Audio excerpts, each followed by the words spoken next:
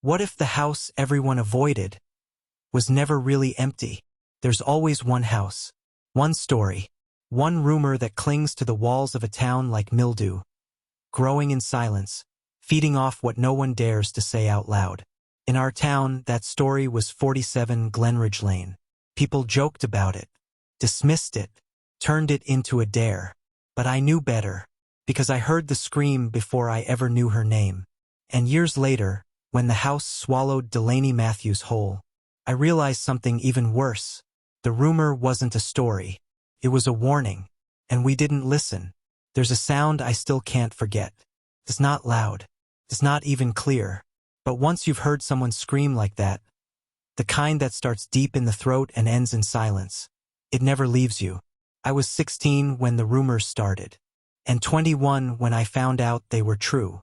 Back then, our town had one unspoken rule. Don't ask what happened at 47 Glenridge Lane. It was an old boarding house, tucked away behind a chain-link fence and years of whispered stories. The paint had peeled down to the bone. The front porch slumped like it was ashamed of what it had seen.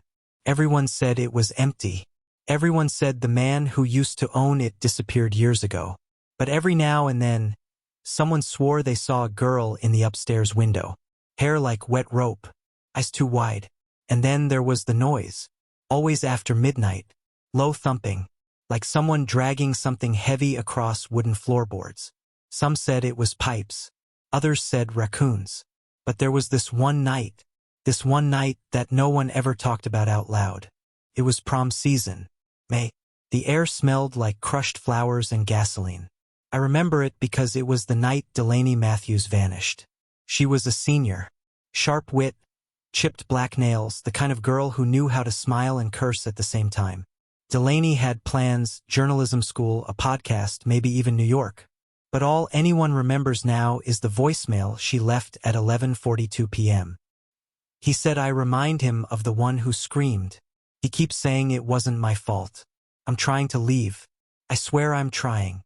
They found her car 3 streets down. Still running. Purse on the seat. Driver's door wide open. And that voicemail? It was deleted before anyone could trace it. Police said she probably ran away. Friends said she was unstable. Her mother said she was terrified of that house. She told me.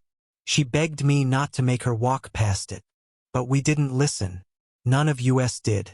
Because long before Delaney disappeared, another girl had said the same thing. Years earlier. I should know. Because I was that girl. And now, I know what she meant. Because when I walked past 47 Glenridge Lane last week, I saw a shadow in the upstairs window. And I swear to God, it looked like her. I never believed it at first. I was 13, awkward, shy, half hiding behind oversized hoodies and secondhand headphones. And like most kids in quiet towns with nothing to do, I loved a good scare. So when Tara Sloan leaned across the lunch table, eyes wide, whispering like we were in a horror movie, I thought it was just another urban legend. My cousin said a girl got taken from that house. She screamed for days. No one came. I rolled my eyes and laughed. Because that's what you do when you're 13 and pretending you're not scared.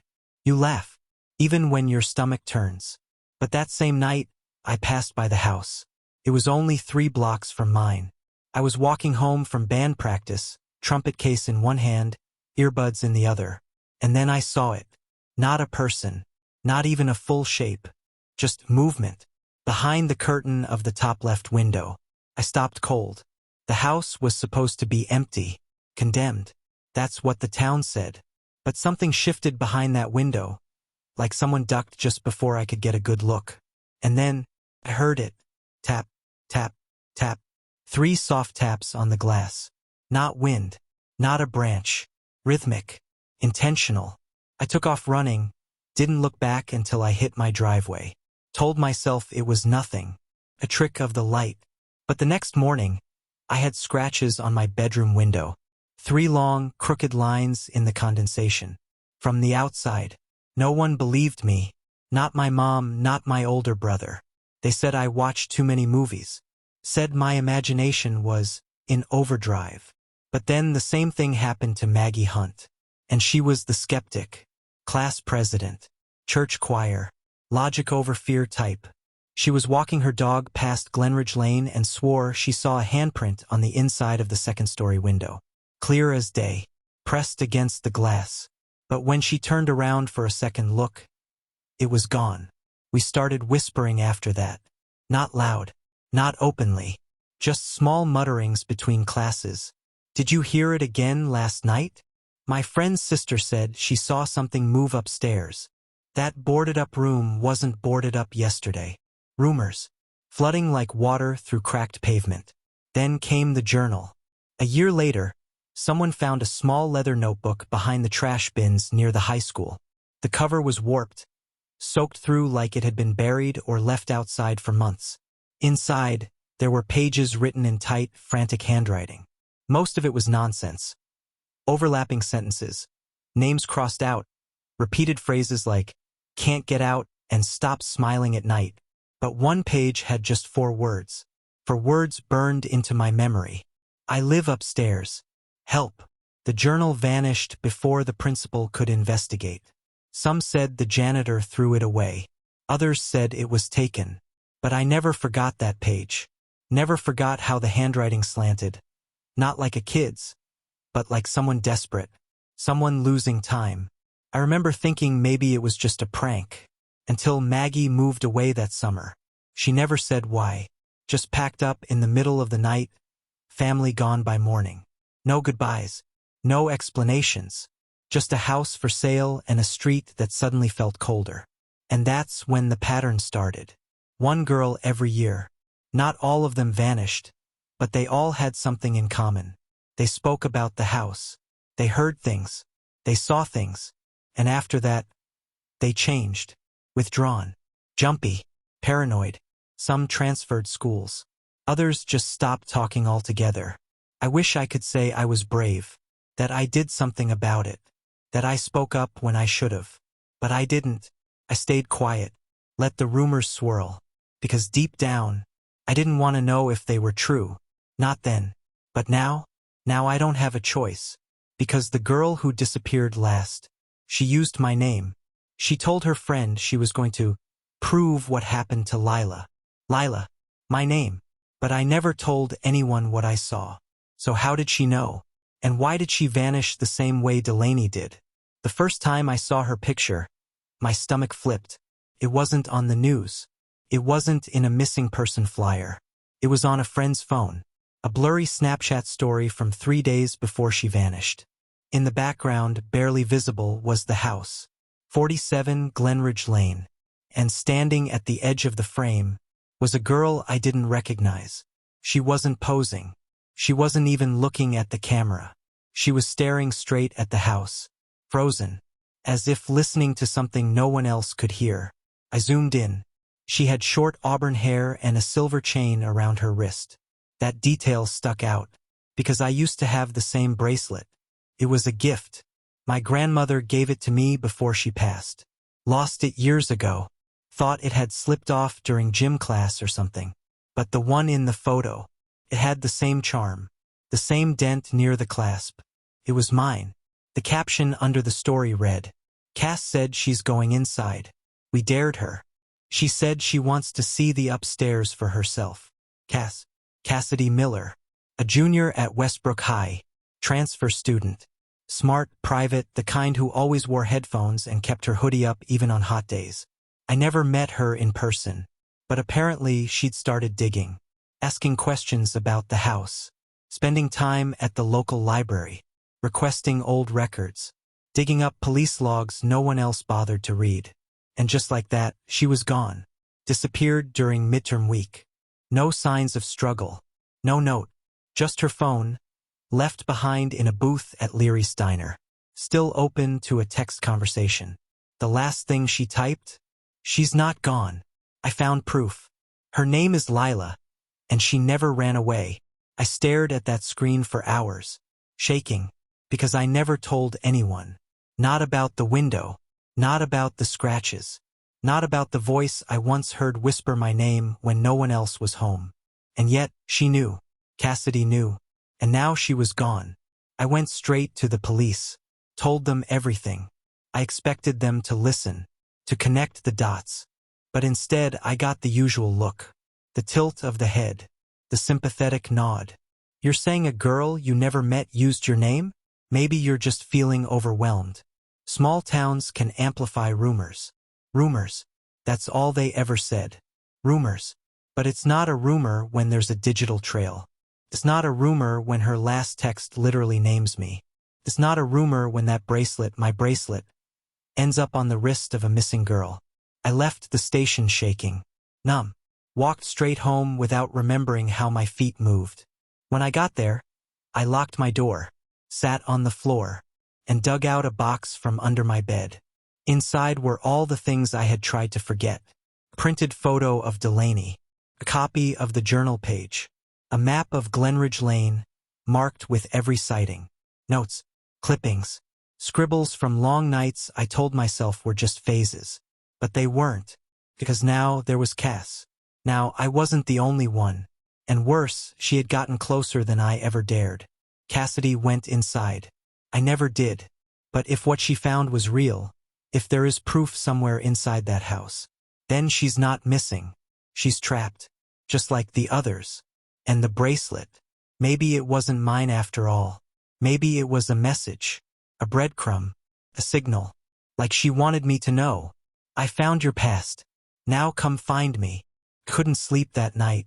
Not because I was scared, though I was, but because I was starting to realize just how much we'd missed, or ignored, or buried. All the pieces were scattered across years. Different names, different circumstances. But the pattern, it was right there. I laid everything out across my bedroom floor. Police clippings, missing posters, scribbled notes I'd written late at night after hearing something I couldn't explain. 5 girls in 10 years. Delaney Matthews, Cassidy Miller, Arya Klein, Naomi Prescott, and Jaya Tran. Different schools, different neighborhoods. No obvious connection, except one. Every single one of them had walked past 47 Glenridge Lane the week before they vanished. Some had even joked about going inside. Others, like Jaya, had posted cryptic messages online. Does anyone else hear humming on Glenridge? She said she'd open the window if I listened long enough. He's not the one to fear. She is. At the time, people dismissed it as poetry. Edgy high school ramblings. But in hindsight, they read like warnings. I stayed up until 3:47 a.m. reading old forum threads, piecing together digital footprints no one had followed. There was a subreddit dedicated to local lore. Abandoned buildings, weird sightings, ghost rumors. Most of it was nonsense. Kids chasing clout. Fake photos with blurry shadows and red circles. But buried in the archives was something different. A post from a throwaway account, uploaded 5 years ago, /No One Sleeps West Side. Title, Don't go in if the door's open. That's when it's already too late. The post had only 2 sentences. She waits near the second stair. If you say her name, she'll follow you out. I didn't sleep after that. Didn't even turn off the light. Because what struck me most wasn't the creepiness of the message, but the name tied to the account's IP. It was linked to Naomi Prescott's high school login. And Naomi vanished in 2019. She wasn't supposed to be anywhere near Glenridge Lane. Her parents lived on the other side of town. But now it was clear. They had all passed by that house. They had all left breadcrumbs. And I had done what everyone else did. I ignored the rumors. Until Cassidy. Until her text. Until I realized the last person to truly try to unravel the truth was gone. And it was my name she'd said. I spent the next morning driving to her school. Didn't tell anyone. Didn't ask permission. Just showed up and requested to speak with the counselor, pretending to be her cousin. It was a long shot, but sometimes the smallest lies open the biggest doors. The counselor, a woman named Ms. Heller, looked tired. Not in the usual way either. The kind of tired that comes from carrying something no one believes. When I asked about Cassidy, she hesitated. Then said softly, she was terrified the last few weeks. Said she was being watched. Said the lights in her house were flickering at the same time every night. 12:14 a.m. I asked if she'd mentioned Glenridge Lane. Ms. Heller stiffened. She asked me if ghosts can get lonely. And then she asked if a place can hate you. That's when she slid something across the desk. Paper. Cassidy's last journal entry, dated 2 days before she vanished. I saw her again. Second stare from the top. Her mouth was open, but she didn't make a sound. I think I've made it angry. I don't remember driving home. All I remember is walking to the mirror in my bedroom, staring at my reflection, and whispering something I hadn't dared in years. Lila. And for a moment, just a flicker, I thought I saw another face behind mine. The package came 3 days after Cassidy vanished. No return address, no markings, just a plain envelope, sealed with clear tape, slipped into the mailbox like it belonged. My name wasn't even handwritten.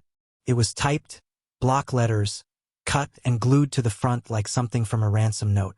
Inside, one folded sheet of paper, one flash drive, and a scent. Faint, musty, like something pulled from a crawl space that hadn't seen light in years. The sheet was a hand-drawn map. Crude, rushed, but unmistakable. It was the inside of 47 Glenridge Lane. Rooms labeled in shorthand. Arrows, circles. Next to the stairs. And in the corner, scrawled sideways. Second stair hollow.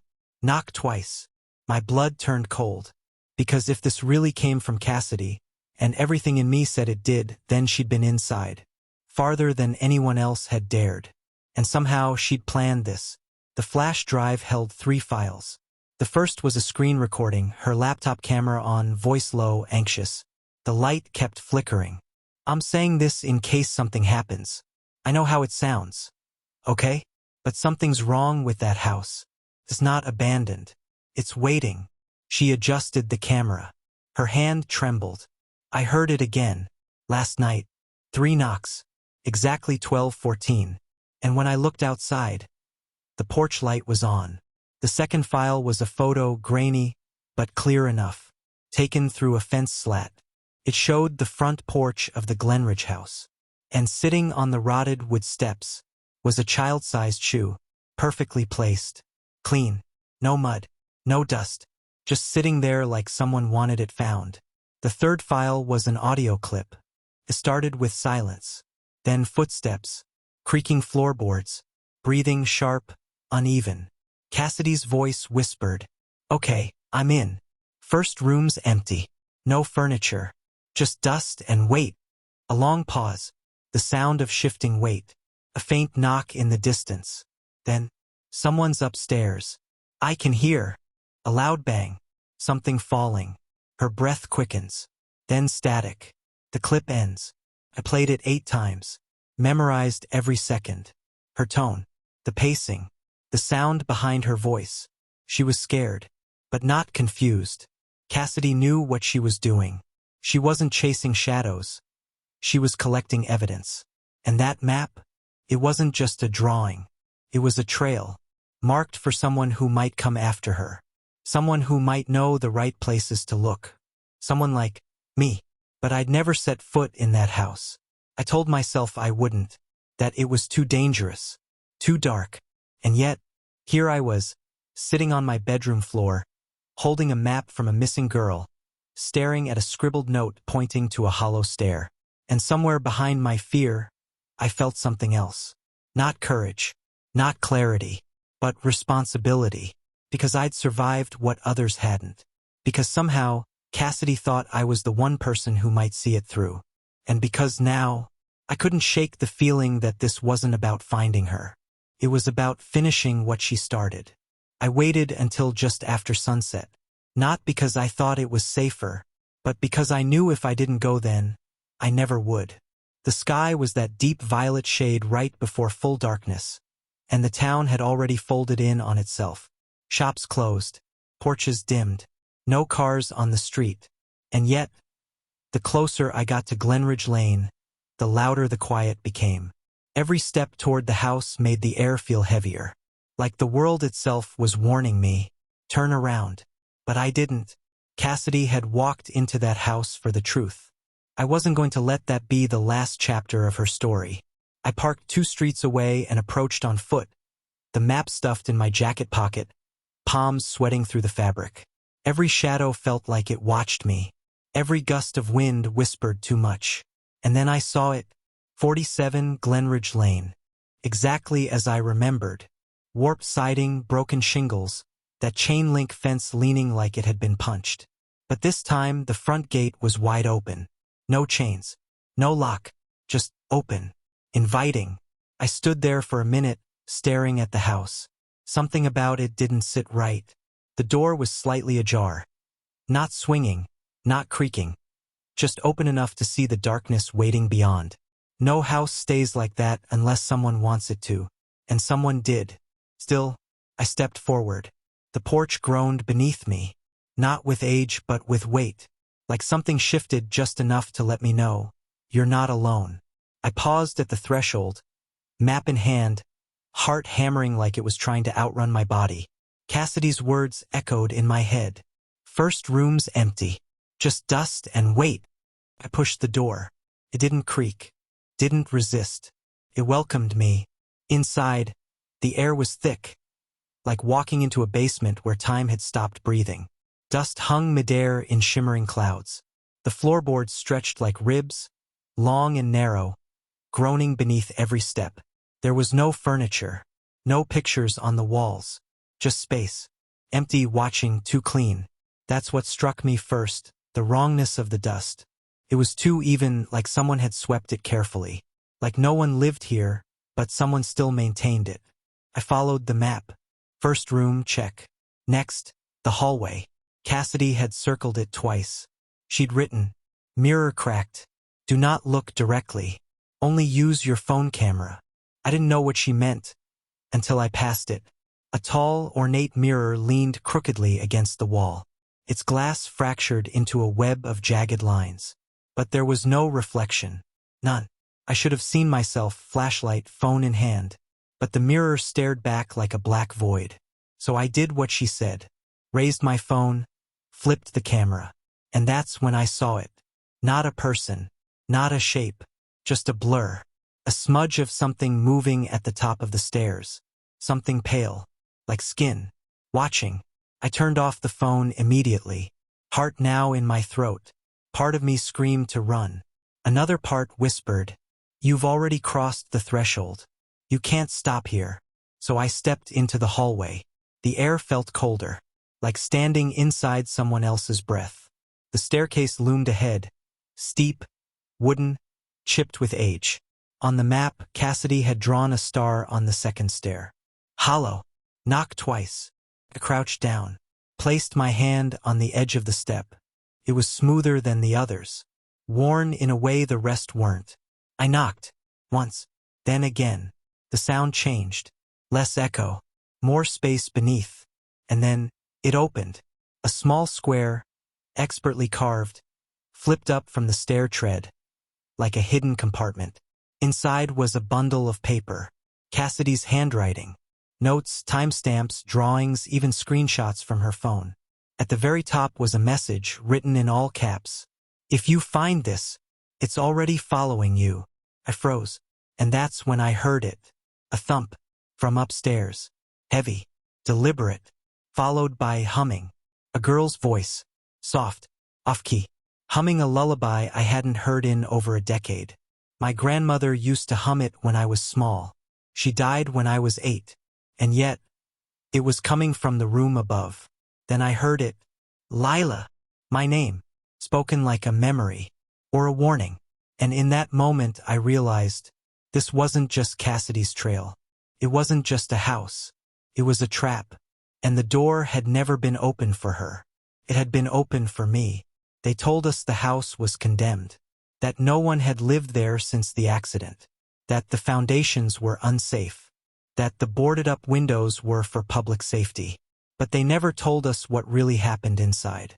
Not until we forced them to. Not until Delaney Matthews came back from the place she was never meant to leave. And yes, she came back. But not the way we hoped. Not walking. Not breathing. She was found in the crawlspace beneath 47 Glenridge Lane. Wrapped in plastic. Her hands folded carefully across her chest. Clutching something no one expected. A journal. Not hers. Mine. and I hadn't seen it since I was 16. It was water-stained, warped from time, the ink smudged in places like the pages had cried. But it was mine. My handwriting. My nightmares pressed between paper like dried flowers. They asked how she got it. I couldn't answer, because I didn't know. Because I had buried it years ago, literally. After the night I escaped from the house. After the rumors started. After I begged my mother to move us away from that street. I'd taken the journal out into the woods and buried it beneath a pine tree. I remember it clearly, because I couldn't sleep until I did. Because it felt like the only way to forget. So how did Delaney get it? Detectives called it a coincidence. Said maybe someone found it in the woods and left it in the house. Said maybe Delaney had picked it up and scribbled in it before her death. But there were no scribbles. There was only my voice. On every page. And on the last one, written in trembling black ink. She's still upstairs. She won't leave until someone listens. That wasn't my writing. It wasn't Delaney's either. Tess said it was too degraded to confirm a match. But I knew. The looped R's. The way the T's curved like hooks. It matched the letter that was slid under my door 12 years ago. The one that made me run. They never found who wrote that letter. Or how they got inside my room. But now, holding that journal in the precinct, I realized something. Whoever it was had never left that house. And Delaney had seen them, spoken to them. She must have known. She must have tried to warn someone. But she was labeled dramatic. Just like me. Just like the girl before us. Because when you're a teenage girl in a small town, the moment you speak fear into the world, it gets called imagination. And imagination doesn't leave claw marks in drywall. It doesn't whisper your name through heating vents. It doesn't bury bodies beneath floorboards. They tore the house down a month later. Said it was time. Said the neighbors had complained too long. Said it would finally give us peace. But as the wrecking ball swung, I stood across the street. And I swear, on the final impact, I saw something move in the upstairs window. Not a shadow. Not a trick of the light. Something watching. And even though the house collapsed, that window remained whole for just a second longer. Then cracked. Like a scream. I don't walk down Glenridge Lane anymore. No one does. They've built condos there now. Modern. Clean. Forgettable. But some nights, when the wind's just right, you can still hear it. That low, dragging sound. Like someone pulling something heavy, just across the floor above you. For more untold truths, real stories, and whispered secrets, subscribe to The Veil of Secret.